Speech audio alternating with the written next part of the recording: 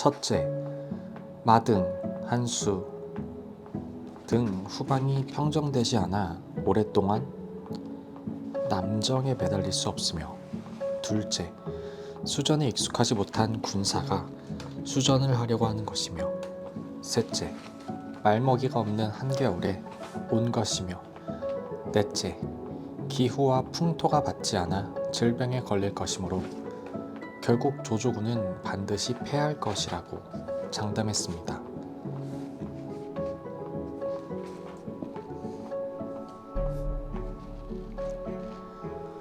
그리고 자신이 조조를 무찌르겠다고 하자 송권은 차고 있던 칼을 뽑아 앞에 있던 책상의 모서리를 내리치고 말았습니다.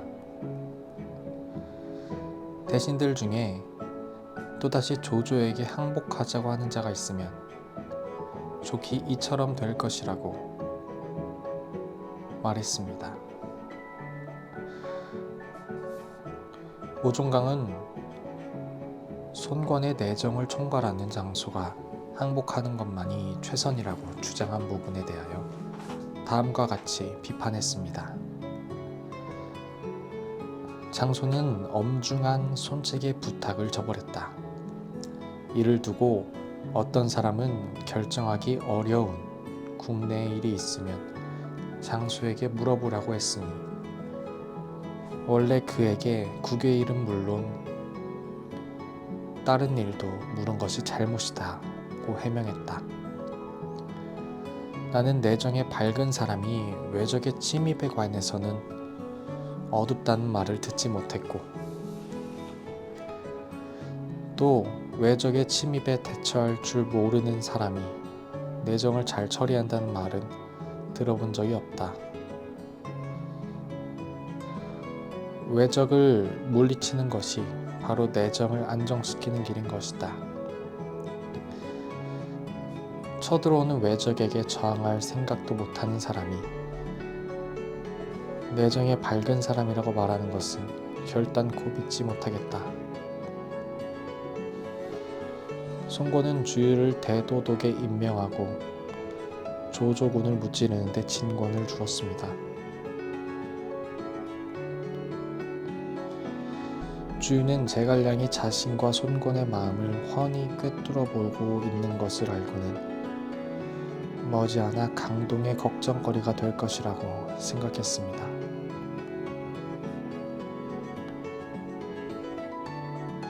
거리가 될 것이라고 생각했습니다.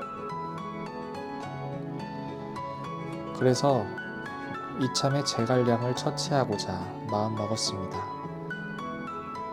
노숙이 조조를 무찌르기 전에 스스로 팔을 자르는 것이라며 반대했습니다. 차선책으로 형인 제갈근을 이용해 제갈량도 손권을 모시도록 달래보게 했습니다. 제갈근은 즉시 동생을 찾아갔습니다. 제갈량을 맞이하고 울면서 절을 했습니다. 제갈근도 울면서 말했습니다. 아우는 배기와 숙제를 아느냐? 이것은 주유가 나를 달래달라고 하는 것이구나. 배기와 숙제는 비록 수양산에서 굶었지만 형제는 끝까지 함께 있었다.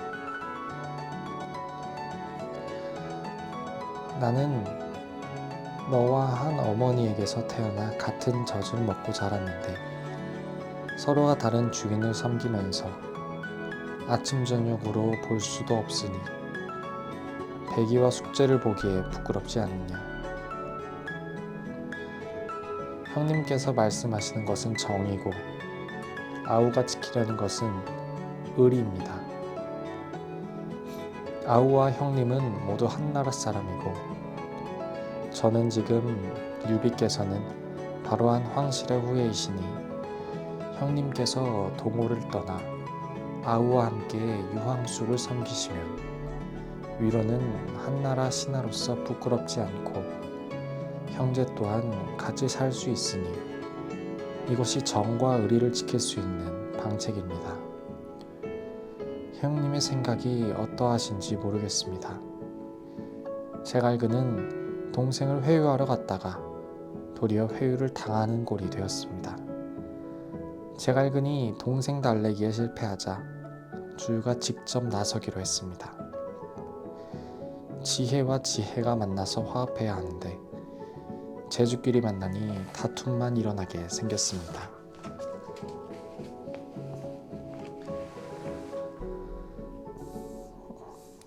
주유는 제갈량이 장차 동호의 위협이 될 인물임을 알고 제갈량을 제거하기로 마음먹었습니다. 하지만 자신이 직접 제갈량을 처치한다면 일이 크게 잘못될 수도 있으므로 조조의 손을 빌려야겠다고 생각했습니다. 이에 주유는 부대 배치를 끝내고 제갈량을 중국 막사로 불러서 말합니다.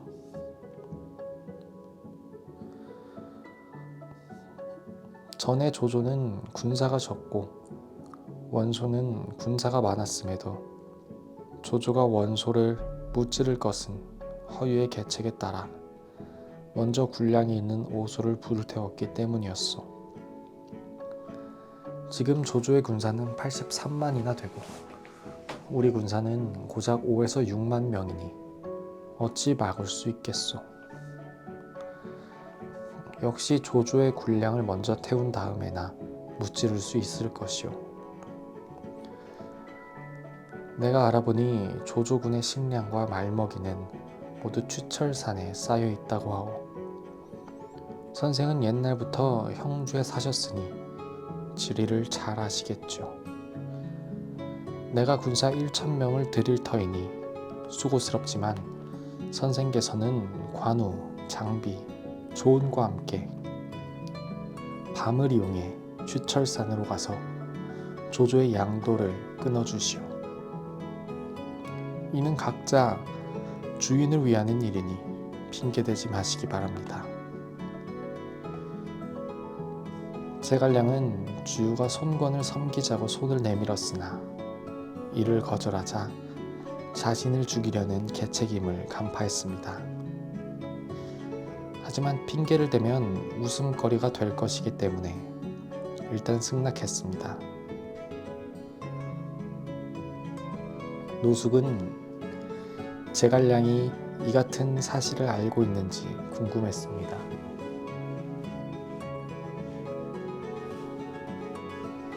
제갈량을 만나서 떠보았습니다. 선생은 이번에 가셔서 공을 세울 수 있으시겠소?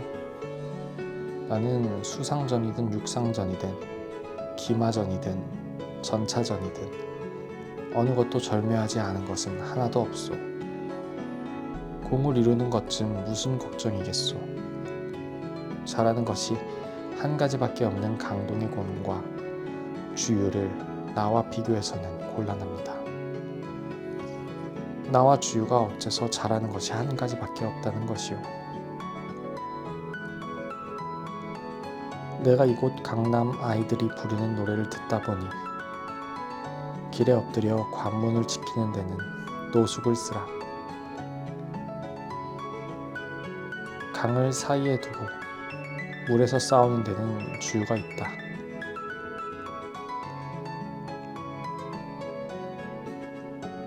하더이다. 공은 길에 매복하여 요충을 지키는 것만 잘하고 주유는 수상전만 잘할 뿐 육상전은 못한다는 것이 아니고 무엇이오. 제갈량의 말을 전해들은 주유는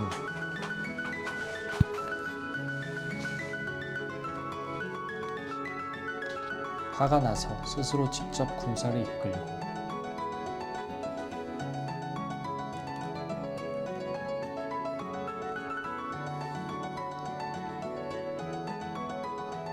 조조의 양도를 끊기로 했습니다.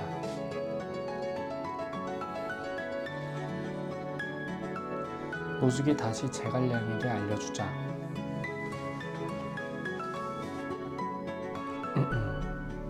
죄송합니다.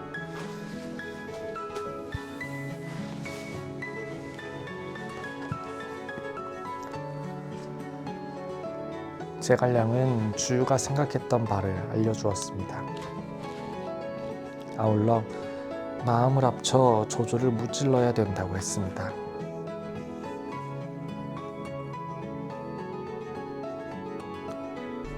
주유는 자신의 생각을 손바닥처럼 훤히 알고 있는 제갈량이 더욱 미웠습니다. 반드시 죽어야겠다고 다짐했습니다. 모종강은 제갈량을 미워하는 주유와 제갈량과 연합하려는 노숙을 비교하여 이같이 평했습니다.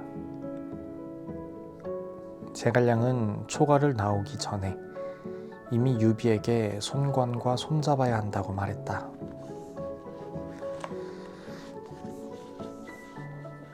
그렇기 때문에 형주를 지킬 때도 관우가 군사를 나누어 동호를 차지하려고 하자 제갈량이 말렸고, 관우가 죽은 다음에 유비가 군사를 일으켜 동호를 치려할 때도 제갈량이 말렸으며,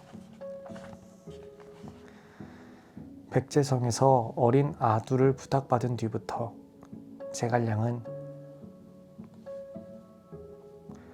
목숨이 다할 때까지 동호와 나쁘게 지내지 않았다. 제갈량이 동호와 손잡은 것은 함께 한나라의 역적을 토벌하기 위함이다. 오직 노숙의 견해만이 제갈량과 같았을 뿐 주유의 견해는 달랐다.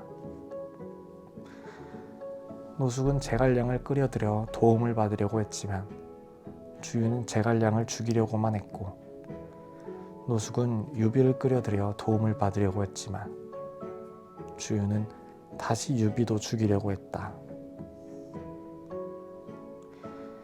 이로 보면 주유는 노숙의 발뒤꿈치도 못 미치는 사람이었다.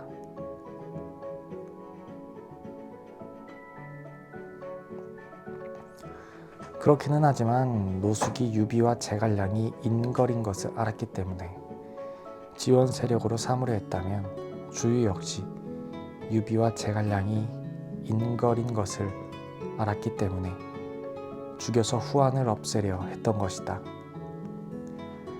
천하의 인걸은 인걸이 알아본다고 한다. 그렇다면 주유도 역시 인걸인 것이다. 유비는 제갈량이 돌아오지 않자 걱정되었습니다. 윗죽을 보내서 사정을 알아보게 했습니다. 주유는 야심찬 호걸인 유비도 제거하고 싶었습니다. 윗죽을 통해 유비와 상의할 일이 있으니 속히 와주기를 바랬습니다. 관우가 말렸지만 유비는 즉시 주유에게 왔습니다. 대신 관우를 대동했습니다. 주유는 천막 안에 도부수들을 숨겨놓고 유비를 맞이했습니다. 제갈량은 유비가 온 것을 알고 위험을 느꼈습니다. 하지만 관우가 있는 것을 알고는 강변에서 유비를 기다렸습니다. 주유는 관우가 유비를 보좌하는 것을 알고는 유비를 살려보낼 수밖에 없었습니다. 제갈량이 알려주었을 때 유비도 식은땀이 흘렀을 것입니다. 제갈량은 11월 20일에 돌아갈 것임을 알려주고 유비와 작별했습니다. 한편 주유는 조조가 보낸 편지를 읽지도 않고 찢어버리고 편지를 가져온 사자도 죽였습니다.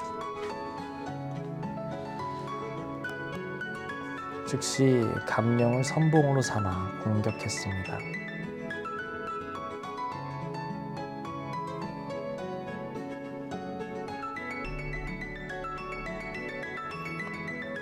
수전에 능하지 못했던 조조군은 참패했습니다.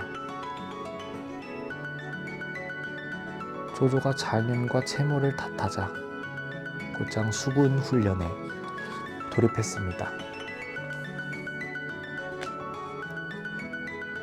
주유는 몰래 조조의 수군 영치를 정탐했습니다.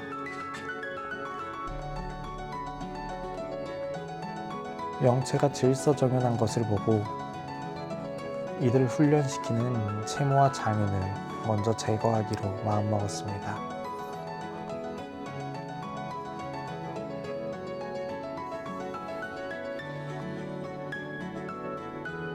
마침 조조 쪽에서 장관이 사자로 왔습니다. 장관은 주유의 옛 친구입니다. 주유는 세계고로 온 장관을 역이용하기로 하고 술을 먹고 취한 척 쓰러졌습니다. 장관으로 하여금 채모와 장윤이 주유에게 항복하겠다고 보내는 편지를 가져가게 했습니다. 물론 이 편지는 주유가 가짜로 만든 것이었습니다.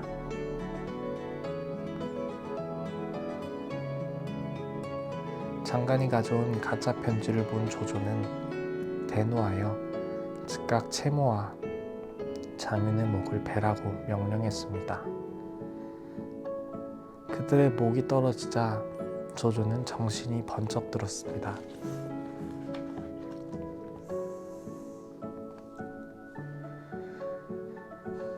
주유의 계책에 빠진 것을 알았기 때문입니다. 호세의 사람들이 씨를 지어 단식했습니다.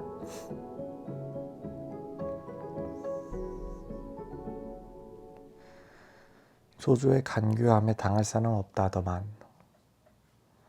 한때 주유의 속임수에 빠졌네. 채모와 장윤은 주인 봐라 호강하려 하더니만 오늘 아침 목 날아갈 줄 누가 알았으랴. 여러 장수들이 채모와 장윤이 죽은 까닭을 물었습니다. 조조는 주유의 속임수에 빠진 것을 용납할 수 없었습니다. 그래서 이렇게 말했습니다. 두 사람이 군법을 어겨서 내가 죽였네. 조조는 모교와 우금으로 하여금 수군을 훈련시키도록 했습니다.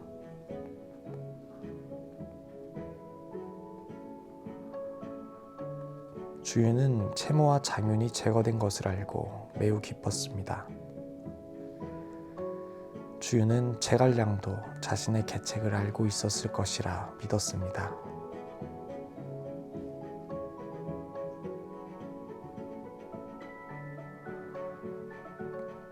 이를 확인하기 위하여 노숙을 보냈습니다. 제갈량은 노숙에게 무슨 말을 할까요?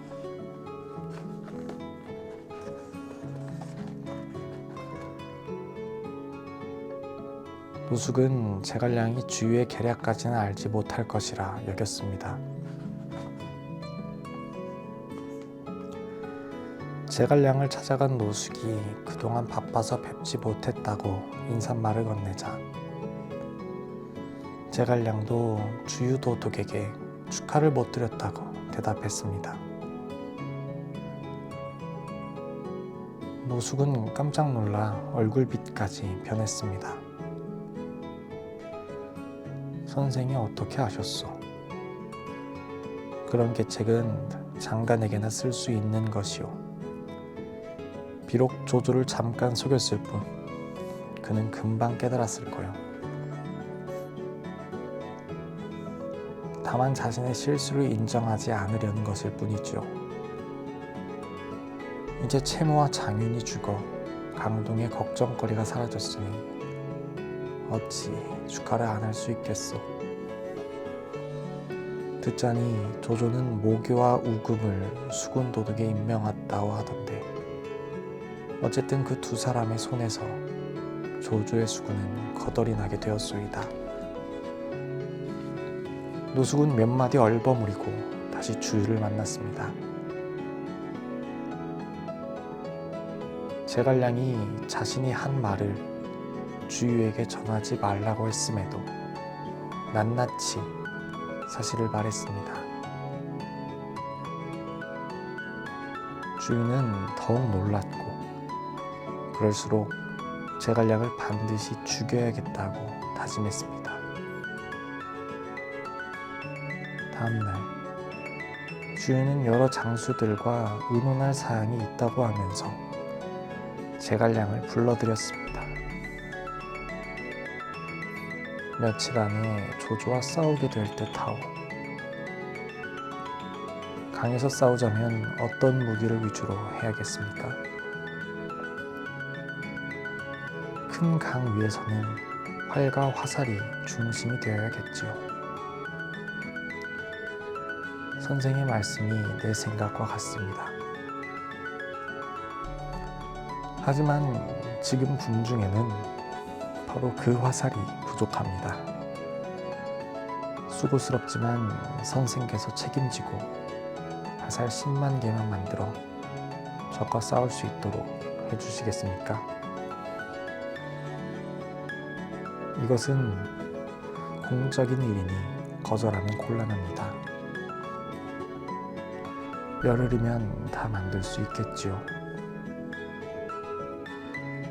조조의 군사가 언제 밀어닥칠지 모르는데 열흘씩이나 걸려서야 되겠습니까?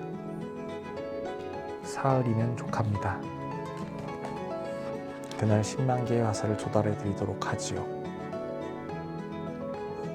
주인은 군령장까지 받고 속으로는 쾌재를 불렀습니다. 제갈량은 찾아온 노숙에게 고지고대로 일렀다고 나무랐습니다. 그리고 집단을 가득 실은 배 20척을 빌려달라고 했습니다. 이번에는 노숙도 주유에게 알려주지 않았습니다. 배는 이틀씩이나 움직이지 않았습니다. 노숙의 마음도 점점 타들어갔습니다.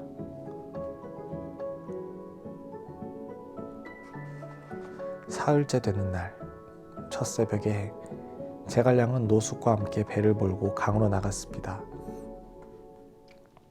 장강은 온통 짙은 안개가 끼어 바로 앞도 본관할 수 없는 지경이었습니다. 제갈량은 배를 빨리 저으라고 재촉하여 조조의 수상경채로 나아갔습니다. 배를 한 줄로 들어 세운 후 북을 치고 함성을 지르게 했습니다.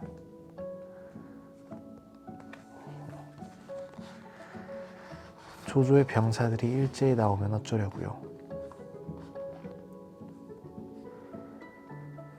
내 생각에 조조는 이처럼 짙은 안개 때문에 나오지 못할 것이오. 우리는 술이나 마시며 즐기다가 안개가 걷히면 돌아갑시다.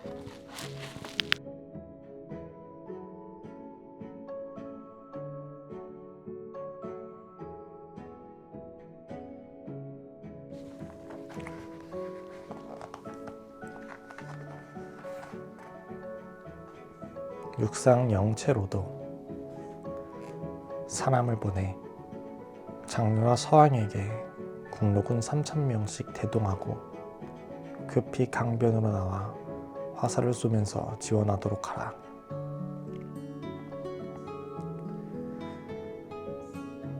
조조군 1만여 명이 쏘아대는 화살이 빗발치듯 제갈량이 타고 있는 배로 날아와 꽂혔습니다.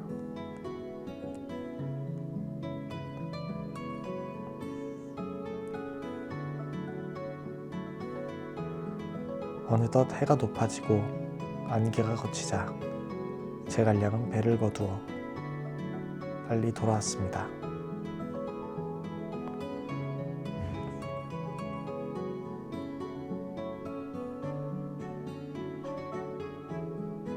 (20여) 척의 배에 실린 집단 더미마다 조조군이 쏜 화살이 고슴도치처럼 빼곡하게 박혀 있습니다. 이 과정을 지켜본 노숙이 말했습니다. 선생은 참으로 시인이요. 오늘 짙은 안개가 낄 줄 어떻게 하셨습니까?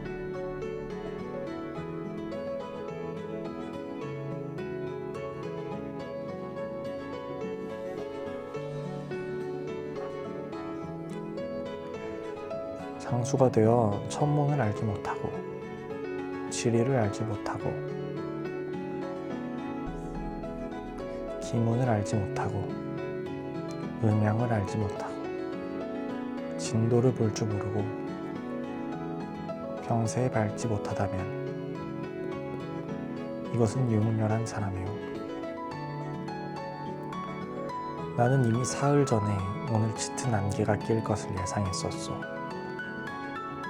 그래서 감히 스스로 기한을 사흘로 줄여서 잡은 것이오. 주유는 나에게 열흘 안에 화살을 만들라고 하면서 장인과 재료는 제때에 공급하지 않았소. 이런 가벼운 죄가를 들어가 내놓고 나를 죽이려 한 것이오. 하지만 나의 목숨은 하늘에 정해져 있는데 어찌 주유가 나를 죽일 수 있겠소.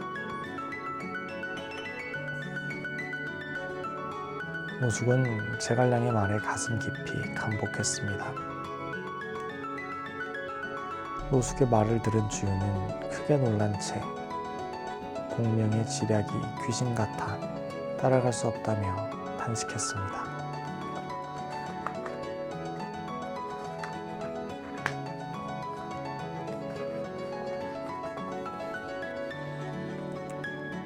온 천지 짙은 안개 장강을 뒤덮으니 거리 알 수 없고 강과 육지도 막막하여라. 소낙비처럼 메뚜기 떼처럼 화살 날라드니 공명이 오늘은 주유를 굴복시키네. 제갈량이 주유를 만났습니다. 주유는 제갈량의 신묘한 계책에 찬탄했습니다. 두 사람은 함께 술을 마시며 조조군을 무찌를 방법을 논의했습니다. 두 사람은 자신의 생각을 각자 손바닥에 써서 보여주기로 했습니다. 두 사람 모두 화자를 썼습니다. 화공으로 무찔러야 한다는 것이었습니다.